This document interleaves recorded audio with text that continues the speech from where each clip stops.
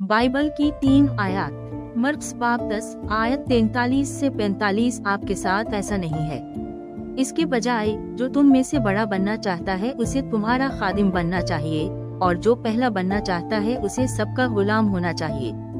क्योंकि इब्न आदम भी खिदमत के लिए नहीं बल्कि खिदमत करने और बहुतों के फिदिया में अपनी जान देने आया है।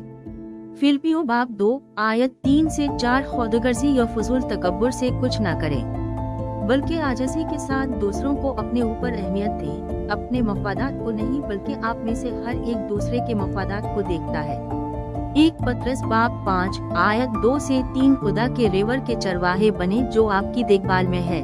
उनकी निगरानी करें, इसलिए नहीं कि आपको चाहिए बल्कि इसलिए कि आप रज़ामंद हैं, जैसा कि खुदा चाहता है कि आप बने।